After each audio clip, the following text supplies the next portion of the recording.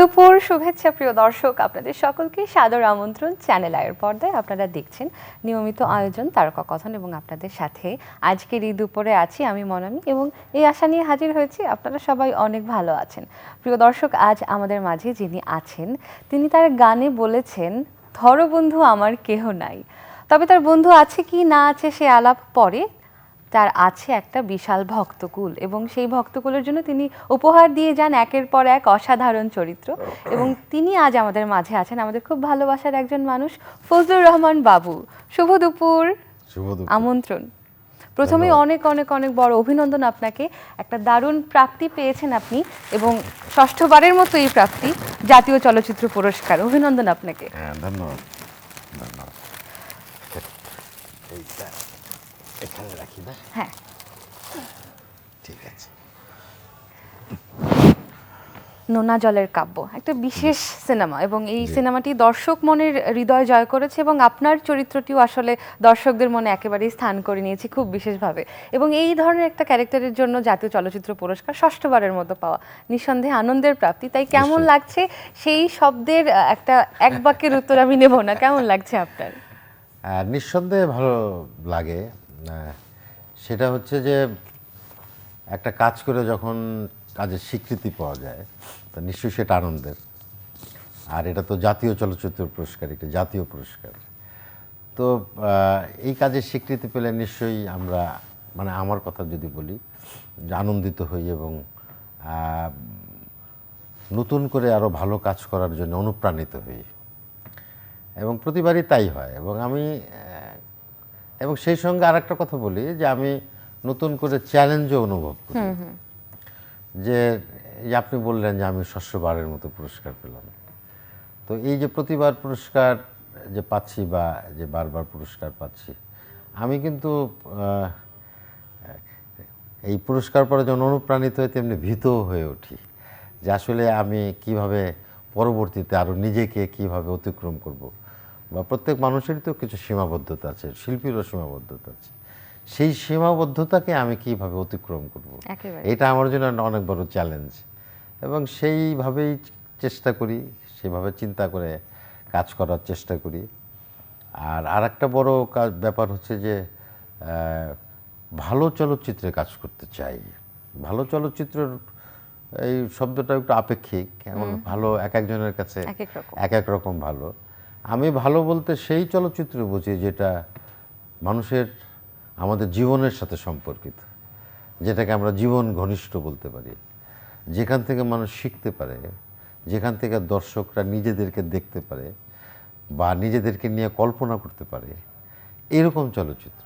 যেমন আপনি যদি নোনা জলের কাব্যর কথা বলেন, এই চলচ্চিত্রের যে পটভূমি সেটা হচ্ছে যে আমাদের উপকূলীয় এলাকায়, একেবারে দক্ষিণ অঞ্চলের যে সাগর ঘেঁষা যে অঞ্চল, সেখানকার যে প্রান্তিক মানুষ যারা মূলত মৎস্যজীবী অর্থাৎ জেলে, তাদের জীবনের সংগ্রাম। হ্যাঁ, এবং সেই সংগ্রামটা তারা কিভাবে করছে এবং সেখানে একজন শিল্পী, যিনি ভাস্কর্য শিল্পী, তিনি গেলেন, তিনি কিভাবে গ্রামকে দেখছেন, তিনি কিভাবে আবিষ্কার করছেন, তারা কিভাবে দেখছে, তাদের সঙ্গে এই তাদের যে জীবন সংগ্রাম আর এর যে শিল্পী হিসেবে তার যে সংগ্রাম, তার সঙ্গে যে ইন্টারঅ্যাকশান, হ্যাঁ, সেইগুলোই আসলে উঠে এসেছে। এবং পাশাপাশি এটাও উঠে এসেছে চলচ্চিত্রে যে আমাদের এই যে জলবায়ুর যে পরিবর্তন হচ্ছে, সেই জলবায়ুর পরিবর্তনে আমাদের প্রান্তিক মানুষগুলো কিভাবে ইফেক্টেড হচ্ছে। দৃষ্টিভঙ্গির সাথে সাথে শিক্ষার যে জায়গাটা বা সচেতনতার যে জায়গাটা, সেটাও ছিল। আমাদের কাছে নোনা জলের কাব্য সিনেমাটির প্রমোশনাল ভিডিওটি আছে, আমরা একটু দেখে আসি দর্শকদের উদ্দেশ্যে।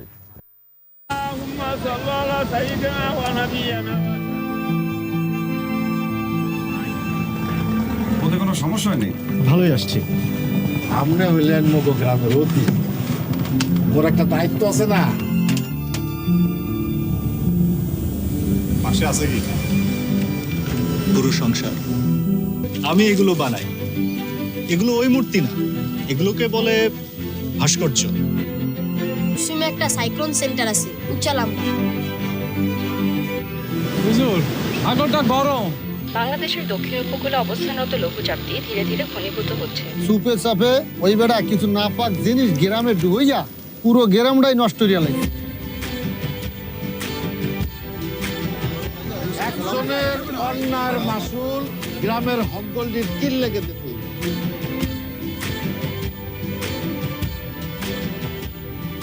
পানের জলে যদি এই মাটি ভাসে যায়, একেবারেই বাংলাদেশ তো একটা গ্রাম প্রধান দেশ আসলে, এবং পুরো অঞ্চল জুড়ে, পুরো বাংলাদেশ জুড়েই নানান গ্রাম, তবে তার মধ্যেও কি বিশেষত্ব আছে, এবং এই ধরনের গ্রাম যেটা আপনি বলছিলেন যে উপকূলীয় অঞ্চলের গ্রামগুলোর তাদের জীবন কি ভিন্ন, এবং আপনার চরিত্রটা আপনি যখন চিত্রনাট্যটি পেলেন তখন কি কি কারণে আপনার কাছে এটি আকর্ষণীয় মনে হয়েছিল? না, প্রথমেই আমি অভিনেতা হিসেবে যখন কোনো চলচ্চিত্রের কথা হয় প্রযোজকের সাথে অথবা পরিচালকের সাথে, তখন সবচেয়ে বেশি গুরুত্ব দিই আসলে স্ক্রিপ্ট, যে আসলে কন্টেন্টটা কি, আমি কি চলচ্চিত্রে অভিনয় করছি সেটা।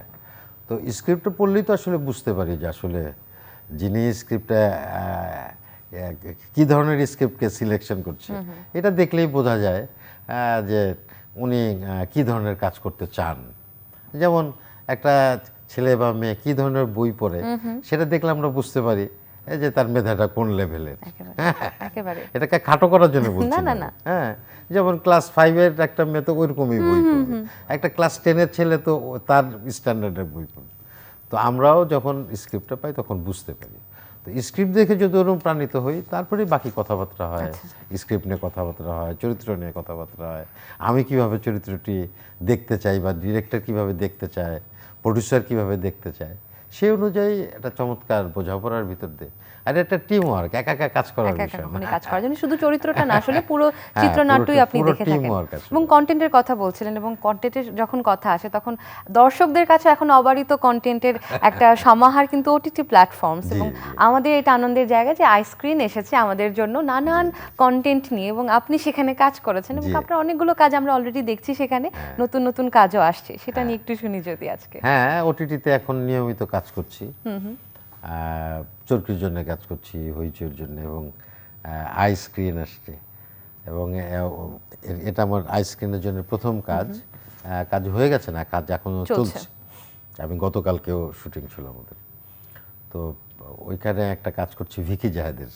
নিশ্চয়ই জানেন যে ভিকি জাহেদ ইতিমধ্যেই বেশ জনপ্রিয় হয়ে উঠেছে এই মাধ্যমে, এবং অনেক ভালো ভালো কাজ করছে, অনেক চ্যালেঞ্জিং কাজ করছে। তাই এইটা আইস্ক্রিনের জন্য এটা করছি, যেটা করছি সেটা হচ্ছে যে আমি কি তুমি। আচ্ছা, বেশ চমৎকার একটি নাম। আপনার চরিত্রটা কিরকম? এইটা একটু জটিল আছে গল্পটা। আচ্ছা, এটা যেমন খুব রিয়েলিস্টিক গল্প, কখনো কখনো মনে হয় আবার এর মধ্যে সায়েন্স ফিকশন আছে। বাহ, তাহলে এই জটিল গল্পটা দেখার জন্য এবং এই চরিত্রটি কিরকম সেটা দেখার জন্য কিন্তু চোখ রাখতে হবে। আপনাদের মাধ্যমে আমি বলতে চাই যে দর্শকদের বলতে চাই যে যারা ভালো কাজ দেখতে চান, অনেকে আমাদের কাছে অভিযোগ করেন, ভাই টেলিভিশনে নাটক দেখি খালি বিজ্ঞাপন দেখে, হ্যাঁ, বা এইটা দেখা। তা আমি আপনাদের মাধ্যমে বলতে চাই যে যারা খুব বেশি টাকা লাগে না ওটিটিতে দেখতে, আপনারা ওটিটি, আমাদের যে ওটিটি, বিশেষ করে আমাদের দেশীয় যে ওটিটিগুলো আসছে, যেমন আইস্ক্রিন আসছে, আমাদের চরকি আছে, আপনারা এই ওটিটিতে দেখবেন খুব বেশি টাকা লাগে না। আমরা কিন্তু এমবি কিনি, মাসে 200-300 টাকার এমবি এমনিতেও কিনি। এর চাইতে অনেক কম টাকায় আপনারা আপনাদের পছন্দ মতো কন্টেন্ট দেখতে পারবেন, ভালো ভালো কাজ দেখতে পারবেন। আপনারা আমাদের দেশের যে ওটিটি প্ল্যাটফর্মগুলো আছে সেগুলোর সঙ্গে থাকবেন, এবং অবশ্যই আইস্ক্রিনের সঙ্গে থাকবেন। বাহ, চমৎকার। এবং আইস্ক্রিনের মজার বিষয়টি এই যে আইসক্রিম তো প্লে স্টোরেই পেয়ে যাচ্ছে ওরা, এবং খুব সামান্য টাকায় আসলে সাবস্ক্রিপশনটি কেনা যাবে। আপনারা প্লে স্টোর থেকে আইসক্রিন অ্যাপ্লিকেশনটি নামিয়ে কিন্তু আপনারা ইনস্টল করে নিতে পারেন নিজের ডিভাইসে, যে কোনো ডিভাইস, মোবাইল, টেলিফোন, মোবাইল, তারপরে স্মার্ট টেলিভিশন, কম্পিউটার, ল্যাপটপ, সব জায়গায় কিন্তু আইসক্রিনে আমরা নানান কন্টেন্টের সমাহার পেয়ে যাচ্ছি। আচ্ছা, এই ধরনের কাজ যখন আপনি করছেন তখন টেলিভিশনের যে রোলগুলো এবং ওয়েব সিরিজের বা ওয়েব কন্টেন্টের যে রোলগুলো, সেক্ষেত্রে তো একটা ক্লিয়ার ডিস্টিংশন দেখা যাচ্ছে, যেহেতু টেলিভিশনের রোলে অনেক ধরনের রেস্ট্রিকশনস আছে, ওয়েব কন্টেন্ট একটু কম, বাধা ধরা কোনো রেস্ট্রিকশন নেই। বিষয়টা আমার কাছে রেস্ট্রিকশনের মনে হয় না, বিষয়টা আমার কাছে মনে হয় যে কতটা মানসম্পন্ন, বা যিনি ডিরেক্টর বানাচ্ছেন তাকে কতটুকু স্বাধীনতা দেওয়া হচ্ছে কাজের ক্ষেত্রে। এখন আমরা শুধু টেলিভিশনে কি ভেটিংয়ের জন্য কি আমরা টেলিভিশনের, এটি কি আমাদের লিমিটেশন না, এখানে বাজেটের একটা লিমিটেশন আছে, একটা দেখা যায় যে সে যে টাকাটা পাচ্ছে তাকে অনেক কম্প্রোমাইজ করে কাজটি করতে হচ্ছে।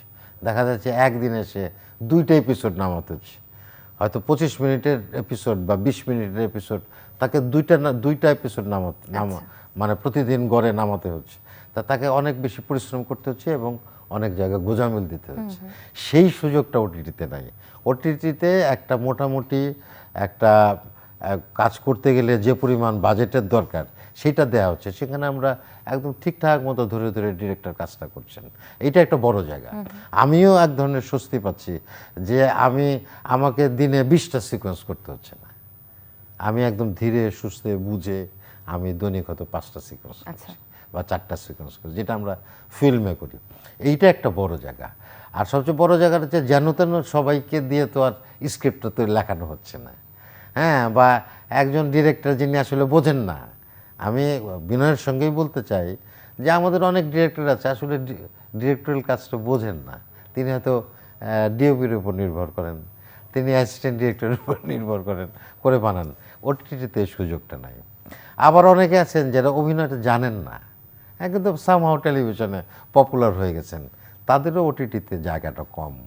তো এরকম আমরা মানে আমার এখন পর্যন্ত দেখা মতে যারা আসলে স্কিল, সেটা আপনি টেকনিক্যাল সাইডে বলেন, সেটা ডিরেকশনে বলেন, সেটা লেখালেখিতে বলেন, পারফরমেন্সে বলেন, সেট ডিজাইনিংয়ে বলেন, সব জায়গায় যারা স্কিল লোকজন এবং যাদের এক্সপেরিয়েন্স আছে, সেটা একাডেমি এবং অনেকেই আছে যারা একাডেমিশিয়ান, যারা একাডেমি থেকে পাশ করে আসছে, এরকম লোকজনই এখানে কাজ করছে। এখানে শিক্ষানবিশদের কোনো সুযোগ নাই যে আমি আসলাম তারপরে এসে ঢুকে তারপরে দেখতে দেখতে শিখে গেলাম, এখানে এই সুযোগটা অনেক কম।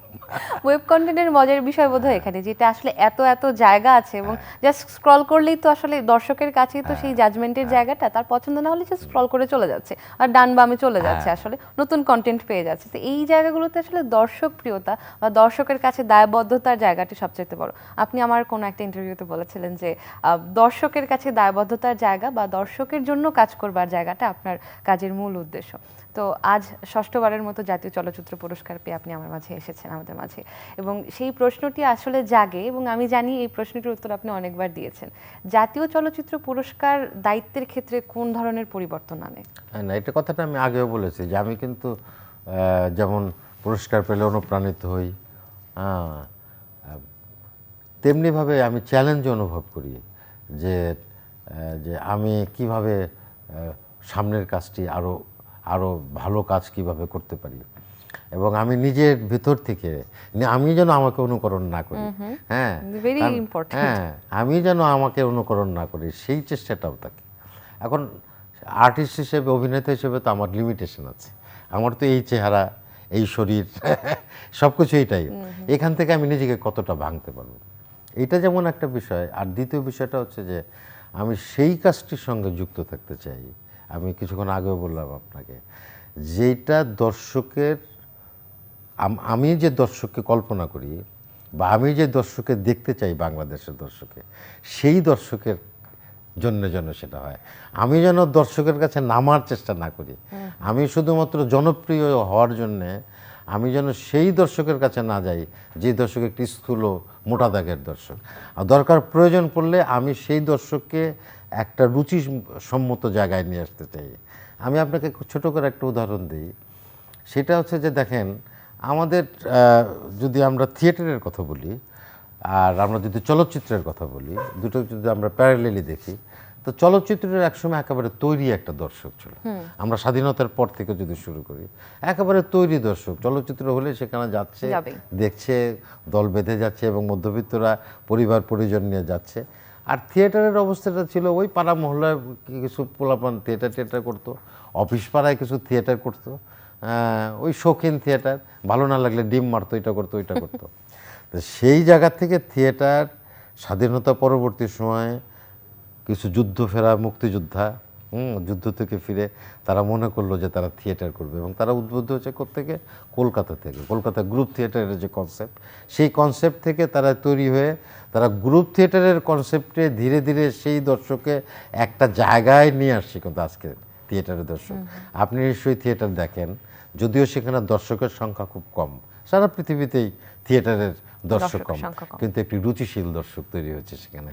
সেখানে সুন্দর মতো কিউ দিয়ে তারা ঢোকে, কাউন্টার থেকে টিকিট কেনে, কোনো হইচই নেই, একটা জোরে কেউ কথা বলে না, এবং হলে ঢুকে নিঃশব্দে থিয়েটারটি দেখে ভালো লাগলে ক্ল্যাপ দেয়, ভালো যদি নাও লাগে বাইরে এসে ছোট করে বলে হয়তো যে না অতটা ভালো লাগে নাই, কিন্তু খুবই শালীনতার সঙ্গে।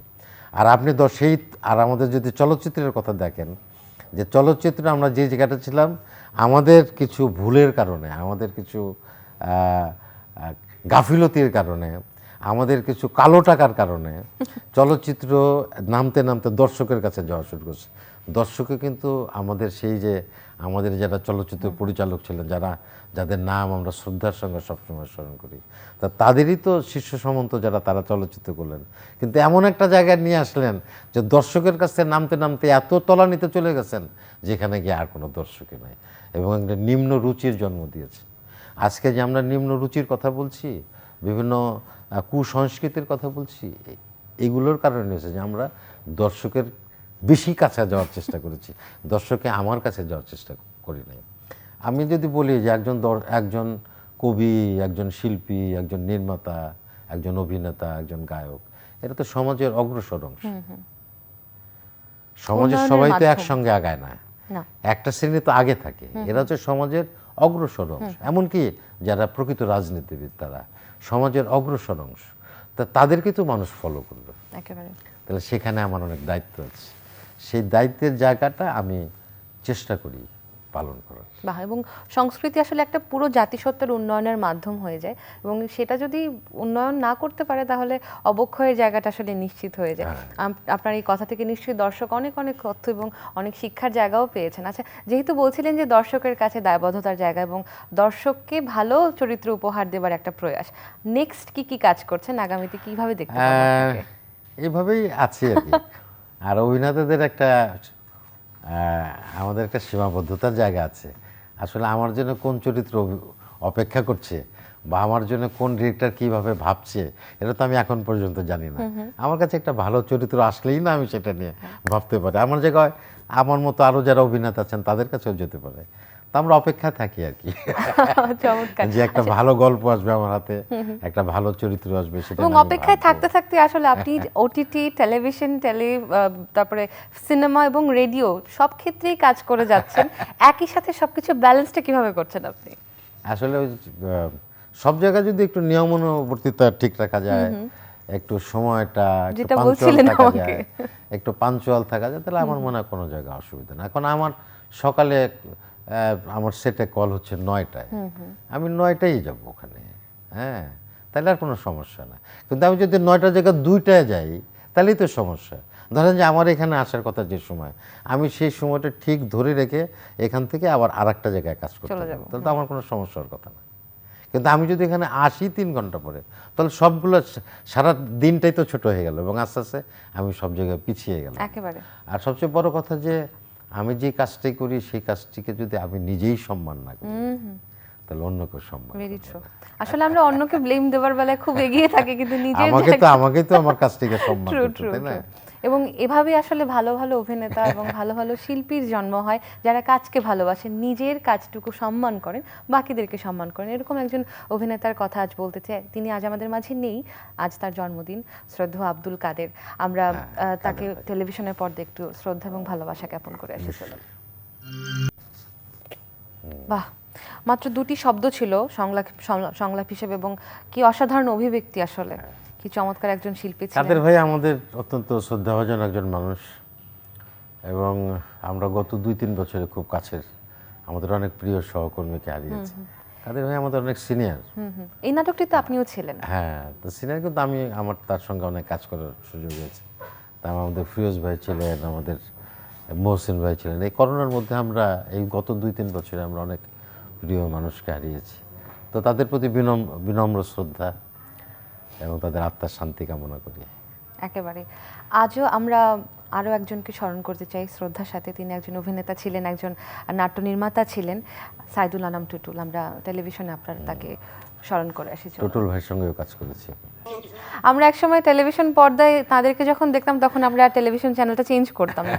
এবং ইন্টারনেটের কল্যাণে এখন এই সকল কাজগুলো আমরা ইউটিউবে বা বিভিন্ন প্ল্যাটফর্মেও কিন্তু পেয়ে যাচ্ছি। না, টুটুল ভাই মূলত মানে অভিনয় করতেন, কিন্তু টুটুল ভাইকে আমরা মূলত একজন নির্মাতা হিসেবেই জানতাম। এবং উনি অনেক অনেক চলচ্চিত্রও করেছেন। এবং তেভাগে একটা ইয়ে ছিল, ওইটার নাম যেটা নাচলের বিদ্রোহের উপরে, যেটা একটা চমৎকার ছবিও করেছিলেন উনি। ওনার অনেক টেলিভিশনের কাজও আমি করেছি। বাহ। এবং এখন যেহেতু একটা নিশ্চয়ই দর্শকের শিফট হয়েছে, জেনারেশনাল একটা শিফট হয়েছে, এবং দর্শক চরিত্রগুলো যখন গ্রহণ করছে তখন তাদের মধ্যে চাওয়া বা পাওয়ার একটা ভিন্নতা কিন্তু এসেছে। তখন যে চরিত্রগুলো আমাদের সাথে খুব রিলেটেবল মনে হতো বা আমাদের জীবনের সাথে মিলে যেত, এখন চরিত্রগুলো হয়তো বা একটা অংশের সাথে মেলে, কিন্তু সামগ্রিকভাবে জাতিসত্তার সাথে তাদের দৈনন্দিন জীবনের সাথে হয়তো বা মেলার জায়গাটা নাই। সেই জায়গাটা আসলে কিভাবে এখন স্পর্শ করা যায়? না, আসলে সমাজ তো আসলে একটা গতিশীল বিষয়, সমাজ স্থির থাকবে না। আজকে আমি আমার বয়স যখন 20 বছর ছিল, তখন আমি যেটা দেখে মুগ্ধ হতাম, এখনকার 20 বছরের ছেলে ঠিক সেই জায়গাটা দেখে মুগ্ধ হবে, কারণ সমাজ তো এগিয়েছে। এটা তো চলমান বিষয়, স্থির বিষয় না। কথা হচ্ছে যে অবশ্যই পরিবর্তন আসবে, আমরা নতুন জিনিস দেখব, নতুন জিনিস শিখব, নতুন জিনিস দেখে আনন্দিত হব। কিন্তু সেটা অবশ্যই, আমার কথা হলো একটাই, যে আমাদের মূল্যবোধ, আমাদের যে সাংস্কৃতিক চেতনা, হ্যাঁ, সেইগুলোকে বিসর্জন দিয়ে না। হ্যাঁ, আমি আমার ভাষা, আমার সংস্কৃতি, হ্যাঁ, আমার জাতীয়তাবোধ, হ্যাঁ, আমার ভালো লাগা, হ্যাঁ, সেইগুলোকে আমি অক্ষুণ্ণ রেখে আমি ভালো জিনিসকে গ্রহণ করব, এবং সেগুলো আমার সংস্কৃতির সঙ্গে যুক্ত হবে, এবং আমার সংস্কৃতি, আমার ভাষা আরও ধীরে ধীরে সমৃদ্ধ হবে, এবং আমি জাতি হিসেবেও সমৃদ্ধ হব। একেবারে। যে জাতি তার নিজেকে সম্মান দিতে না জানে, বাইরের মানুষ কি করে সম্মান? আমি যদি আমাকে সম্মানিত করতে না পারি, তাহলে আপনি আমাকে কেন সম্মান করবেন? একেবারে একেবারে, সেটা নিজের জায়গা থেকেই তো শুরু হয়। আমাকে তো সেই চেষ্টাটা করতে হবে। একেবারে 20 বছর বয়সের কথা বলছিলেন, তরুণকালে আপনি যেভাবে কাজটা করতেন এবং যেভাবে আমরা গল্প শুনতাম, এবং আপনি যেভাবে থিয়েটারের কাজগুলো করেছেন এবং বিভিন্নভাবে নিজেকে সম্পৃক্ত করবার চেষ্টা করেছেন, সেই সময়টাতে যদি ফিরে যাই, এবং এখনকার তরুণ সমাজ যেভাবে কাজগুলো করছে, শিখছে যেভাবে, একটা নিশ্চয়ই ফারাক আছে। সেটাকে আপনি কিভাবে দেখছেন, যদি নিজের এক্সপিরিয়েন্সের কথা বলেন? হ্যাঁ, আমার এক্সপিরিয়েন্স যদি বলি, তাহলে হচ্ছে যে আমি যখন থেকে থিয়েটারের সাথে যুক্ত হয়েছি, তখন মাত্র কলেজে পড়া শুরু করেছি। তো যেখানে যে গ্রুপের সঙ্গে যুক্ত ছিলাম, সেখানে অনেক সিনিয়র লোকজন ছিলেন। তাদের মধ্যে, সেটা ফরিদপুরের কথা, সেখানে ফরিদপুর দেখা যায়, ফরিদপুর শহরে একজন নামকরা অ্যাডভোকেট, উনি সেই থিয়েটার ক্লাবের সদস্য। আচ্ছা। একজন সরকারি কলেজের অধ্যাপক, তিনি সেই থিয়েটার ক্লাবের সদস্য। একজন রাজনৈতিক নেতা, প্রকৃত অর্থেই যারা রাজনীতিবিদ আর কি, তাদের কথা বলছি, উনি সেই ক্লাবের সদস্য। আমার মনে আছে ইমাম ভাই, উনি একজন আমাদের ফরিদপুরের একসময় সংসদ সদস্য ছিলেন। তো এইরকম লোকজনরা সেই থিয়েটার ক্লাবের সদস্য ছিল। আমরা বসে বসে শুনতাম ওনারা কি বলতো, এবং সেটা শুনে শুনে নিজের ভিতরে নেয়ার চেষ্টা করতাম, যে এই মানুষগুলো এত জানে, এত চেনে, তাহলে আমি কিভাবে জানবো? হ্যাঁ, তখন একটু একটু করে রেফারেন্স পেতাম, এই বইটা পড়তে হবে, এই সিনেমাটা দেখতে হবে, ওই নাটকটা দেখতে হবে। তখন আমরা রেডিও শুনতাম প্রচুর ওই সময়। আমরা রেডিও শুনতাম, যে রেডিওতে আকাশবাণীতে ওই নাটকটা হচ্ছে, হ্যাঁ, ওই নাটকটিতে শম্ভু মিত্র এবং তৃপ্তি মিত্র অভিনয় করছেন, অসাধারণ বাচনিক অভিনয়, সেইটা শোনার চেষ্টা করতাম। তখন নাটকের ক্যাসেটও পাওয়া যেত। উৎপল দত্ত টিনের তলোয়ারের নাটকে অভিনয় করেছেন, অনবদ্য অভিনয়। মামুন ভাই বললেন যে এই নাটকটা শুনো। ওই নাটক যে কতবার শুনেছি, তো এইভাবে শুনে শুনে বই পড়ে পড়ে শিখেছি। আবার যখন আরণ্যকে আসলাম ঢাকায়, মামুন ভাই আমার শিক্ষক, গুরু, হ্যাঁ, হয়তো শেক্সপিয়ারের একটা নাটক করবো আমরা, কোরিওলেনাস, বললেন যে শেক্সপিয়ার থেকে দিলে বোঝার চেষ্টা করো। শেক্সপিয়ার এখনকার মতো তো এই স্মার্টফোনে চাপ দিলেই পাওয়া যাচ্ছে না। ওই ব্রিটিশ কাউন্সিলে যেতাম, ব্রিটিশ কাউন্সিলে গিয়ে গিয়ে ওদের ভিডিও দেখতাম, বিবিসির কী কী প্রোডাকশান আছে সেগুলো দেখতাম, বোঝার চেষ্টা করতাম। সব যে বুঝতাম তা না, কিন্তু বোঝার চেষ্টাটা করতাম। এটাই একটা প্রক্রিয়া। শিল্পের পথে হাঁটার এটাই একটা প্রক্রিয়া যে আমি বুঝবো না কিন্তু বোঝার চেষ্টা করে যেতে থাকবো। এখনও যে বুঝি তা না, কিন্তু বোঝার চেষ্টা করি সঠিক পথে। তো এই শিল্পের সঙ্গে কাজ করার জন্য তো শিক্ষা দীক্ষাটা খুব জরুরি। শিক্ষা দীক্ষা, অনুশীলন এবং সাধনা। একেবারে। হ্যাঁ, তো এই শিক্ষা দীক্ষাহীন একটা অবস্থার মধ্যে আমরা আছি। অনুশীলনের কোনো প্রয়োজন হচ্ছে না, আর সাধনা তো নাই। সাধনা তো আরও বড় জিনিস। আবার আমি এই সময়ের জেনারেশনে যারা কাজ করছে তাদেরকে আমি মনে করি যে আমাদের চাইতে অনেক মেধাবী ছেলেপেলেরা আসছে। যেমন আমার সময় আমি যদি ইন্টারমিডিয়েট পাস করার পর আমি যেভাবে থিয়েটারের সাথে ইনভলভ ছিলাম, তো তখন তো কোনো বাংলাদেশে কোনো বিশ্ববিদ্যালয় ডিপার্টমেন্ট ছিল না যে আমি নাট্যকলায় পড়বো বা নাট্যতত্ত্বে পড়বো বা ফিল্ম মিডিয়ার উপরে পড়বো, এইটা তো কোনো ছিল না। আমাকে হয়তো সেই অ্যাকাউন্টিংয়েই পড়তে হচ্ছে, তাই না? অ্যাকাউন্টিংয়ের স্টুডেন্ট থিয়েটার করি, হ্যাঁ, বা কেউ হয়তো সমাজ কল্যাণের স্টুডেন্ট, সে থিয়েটার করছে। তো এখনকার ছেলেমেয়েদের থিয়েটারটা পুরো শখের একটা জায়গা ছিল। হ্যাঁ, শখের জায়গা ছিল, প্যাশন ছিল। আর আমরা বলতাম যে আমরা টাকা পয়সা পাই না, কিন্তু আমাদের অ্যাটিটিউডের জায়গা থেকে আমরা প্রফেশনাল। আমরা যে থিয়েটার করতাম সেটা আমরা তো সেখান থেকে কোনো রেমুনারেশন পেতাম না, বরঞ্চ উল্টো খরচ হতো আমাদের। কিন্তু অ্যাটিটিউডের জায়গা থেকে আমরা প্রফেশনাল ছিলাম। সময় মতো যাওয়া, সময় ঠিক কাজটি করা এবং ঠিকঠাক স্কিল তৈরি করা, যে কীভাবে আমি আরও বেটার অ্যাক্টিং করব, কীভাবে আমার ভোকাল আরও ডেভেলপ করবো। তো আপনি তো আজকের জেনারেশনের কথা বলছেন, এই জেনারেশন কিন্তু বেশিরভাগই শিক্ষা দীক্ষা নিয়েই কাজ করতে আসছে। আমরা শুধু খারাপগুলোর উদাহরণ দেই, আমাদের ভালো উদাহরণও দিতে হবে। আমাদের এই মাধ্যমে এখন অনেক তরুণ এবং মেধাবী ছেলেরা আছে যারা অনেক পড়াশোনা করে এসে তারপরে এইখানে কাজটা শুরু করেছে। একেবারে। এবং আমি একজন পজিটিভ মানুষ হিসেবে মনে করি যে এরা ভবিষ্যতে আমাদের চেয়ে অনেক ভালো কাজ করবে। বাহ, এবং এই ধরনের পজিটিভ আউটলুক যেটা বলছিলেন, এটা একটা প্রক্রিয়া আসলে, এবং সেই প্রক্রিয়ার মাধ্যমেই যে প্রাপ্তি, সেটা বোধহয় এই আমাদের সামনে জাতীয় চলচ্চিত্র পুরস্কার ষষ্ঠবারের মতো। আমরা একটু পর্দায় চোখ রাখলে দেখতে পারবো সেই অসাধারণ মুহূর্তটি। আপনি মাননীয় প্রধানমন্ত্রী শেখ হাসিনার কাছ থেকে পুরস্কারটি গ্রহণ করছেন। বাহ, কি ভীষণ আনন্দের এটা আমাদের জন্য আসলে, এবং বেশ কয়েকটি বছরের ছবি আমরা দেখতে পাচ্ছি এখন। তার মধ্যে 2-3 বার তো সরাসরি নিতে পারিনি করোনার কারণে। একেবারে। এই বছর সৌভাগ্য হয়েছে যে মাননীয় প্রধানমন্ত্রীর হাত থেকে নিয়েছি। আবার 16-17-তেও বোধহয় নিয়েছিলাম। বাহ, এবং মাঝখানে তো তিনিও ছিলেন না, সরাসরি উপস্থিত 2 বছর উনি ছিলেন না। চমৎকার, এবং আমরা আশা রাখি। আমি পড়ার পর মোটামুটি 5 বছরে আছি আর কি। বাহ, এটা একটা রেকর্ড এবং চমৎকার একটা প্রাপ্তি আসলে আমাদের জন্য, এবং আমরা যারা দর্শক হিসেবে, দর্শক যারা আপনাকে ভালোবাসেন, সেটা দর্শকদের একটা বিশাল প্রাপ্তি যে আপনি এতবার। তবে এখানে একটা কথা বলি আমি, যে আমি কিন্তু কোনো কাজই পুরস্কার পাওয়ার জন্য করি একেবারে না। একেবারে পুরস্কার পাওয়ার জন্য করি না, আমি আসলে ভালো কাজটা করতে চাই, ভালো কাজের সঙ্গে থাকতে চাই।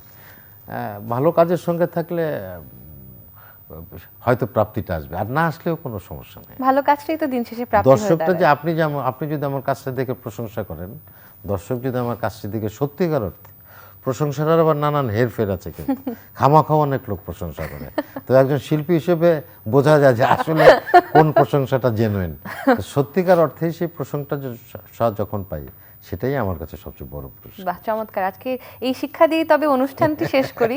প্রশংসা কিংবা শেষ প্রাপ্তির উদ্দেশ্যে নয়, ভালো কাজ করে যাবার ভালোবাসা থেকে সেই প্রক্রিয়াটি আসলে দিন শেষে ফলপ্রসূ হয়। অনেক ধন্যবাদ, আপনি আমাদের মাঝে আজকে এসেছেন। আরও একবার অনেক অনেক অভিনন্দন। আপনাদেরকেও অনেক ধন্যবাদ। প্রিয় দর্শক, ধন্যবাদ আপনাদেরকেও যারা এতক্ষণ আমাদের সাথে ছিলেন, আজকের এই দুপুর আমাদের সাথে কাটালেন, এবং আমাদের আশা যে বাকি দিনটিও চ্যানেল আইয়ের সঙ্গে থাকবেন। আজকের মতো এখানেই বিদায়।